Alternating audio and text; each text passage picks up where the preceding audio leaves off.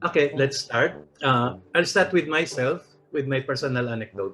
Noong 1981, na karamihan sa inyo hindi pa pinanganganak o hindi pa nangangarap na magsulat o nagsusulat. 1981, bago-bago ako sa pelikula, may sinusulat akong script, Salome, with Gina Alahar as the star, Loris Guillen as the director, produced by Bangcom, line produced by Armidia Sigon Reyna. I was able to finish the first draft of Salome. Kaya lang, kailangan ko pang mag-revise. Siyempre, first draft lang siya. Yun, sa kabaguhan ako. I was just 1979 ako nagsimula officially sa pelikula when I co-wrote Jaguar with Pete Lacaba and co-written yun. So basically, bagong-bago talaga ako sa industriya ng pelikula. Isa akong probinsyano, Bicolano na nasalta, napasok sa mundo ng pelikula. So natapos ko yung first draft ng Salome and kailangan kong mag-revise nung Salome bago sila makapag-shooting sa Daet, sa Camarines Norte. Kaya lang, meron din ako isang project na ginagawa that time. Usually, sabay-sabay akong sumulat ng pelikula. Ginagawa ko that time yung Carnival Queen with Gil Portes as the director, Alma Moreno as the lead. And sa Brazil ang shooting, sa Rio de Janeiro. And may ticket na ako papuntang Brazil for the shooting.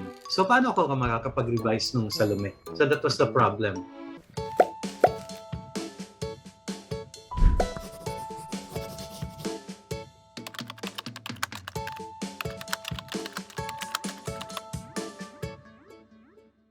So nag-meeting kami sa bahay ni na Armida. I don't know kung Dasmariñas o Forbes. Ako, si Loris Guillen, the director. Tommy Bitog, the cinematographer. Bibsy Carvalho, the PR person. Armida was also there. Ayun, so kami ni na Loris. Nag-meeting kami sa bahay niya to discuss what to do with the problem. Which is what? Which is paano ako magre-revise kung aalis ako papuntang Brazil for the shooting of Carnival Queen. So isip kami ng isip. Paano nga ba si Ricky makakapag-revise? Kailangan mag-revise. Aalis na siya. Paano gagawin natin?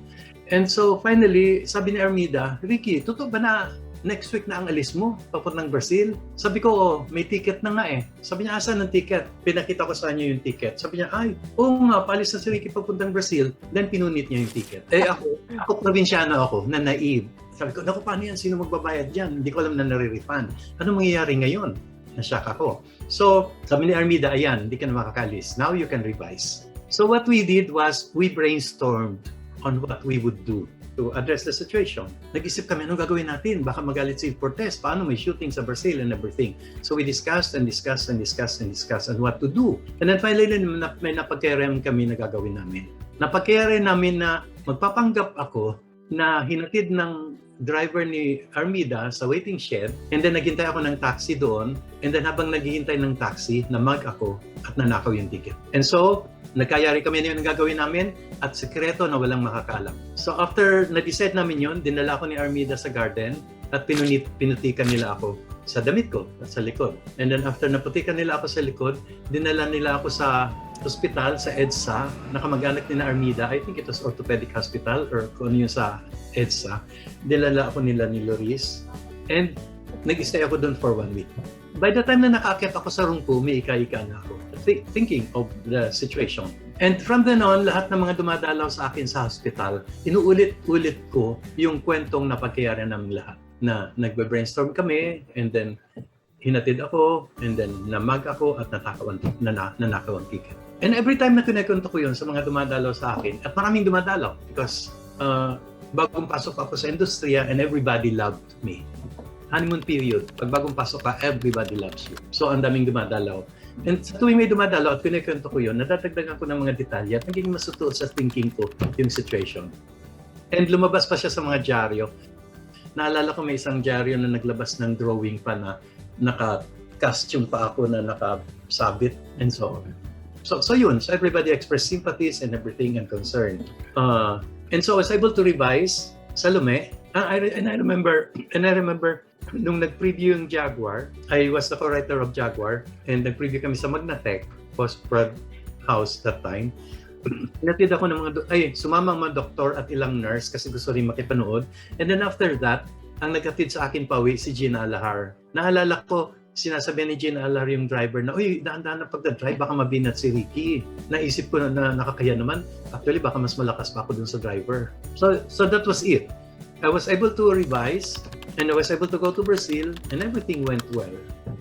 Except 2 years later, si Armida nagkwento kay Oscar Miranda, a columnist, a movie columnist, writer, and scriptwriter at that time, at inilabas ni Oscar Miranda sa dyaryo yung nangyari.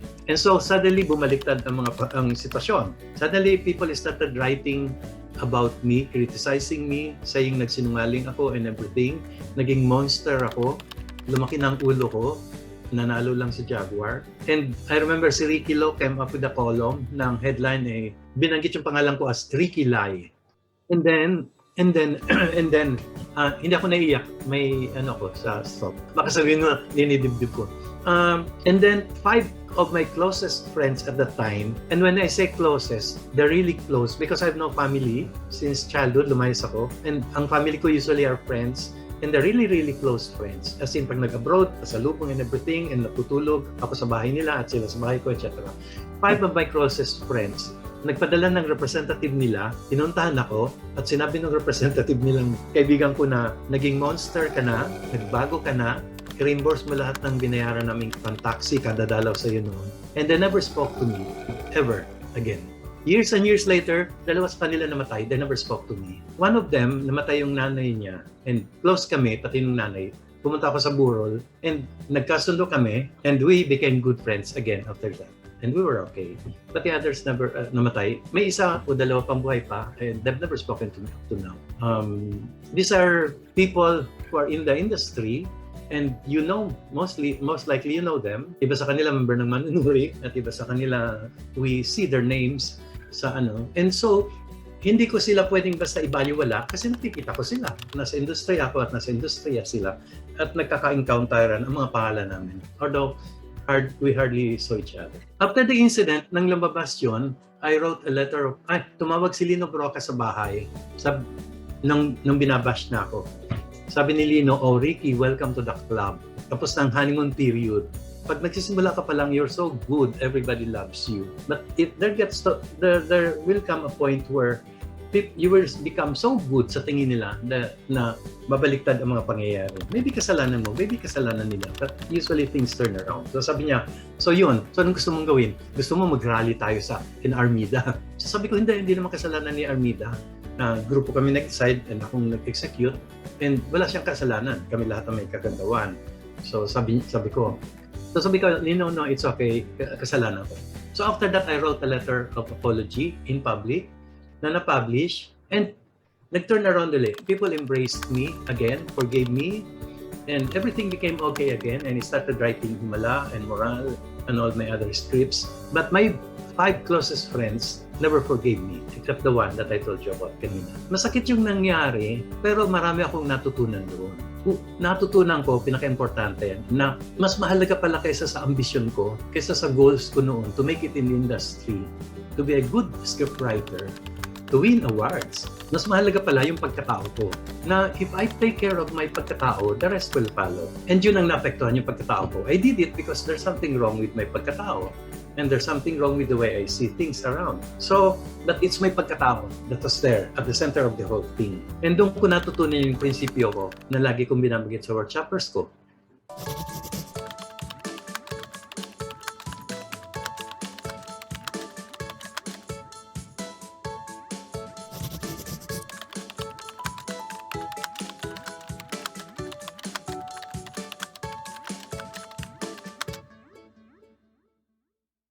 First day pa lang na mahalaga na maging mahusay kayong scriptwriter, pero mas mahalaga yung maging mabuti kayong tao. Kasi sa pagkatao nyo, manggagaling lahat. Lahat ng sinusulat nyo, lahat ng gagawin nyo, that will be done by who you are inside sa pagkatao nyo sa loob. And that's what happened to me, yung pagkatao ko sa loob. So nakita ko yung pagkatao ko sa loob. No? With all my defects, maybe strengths, some strengths, all my weaknesses, all my kasinungalingan sa sarili, thinking na I have to do this, I wanted to please these people. I wanted to belong to the industry. I wanted to do good, and so I will do this.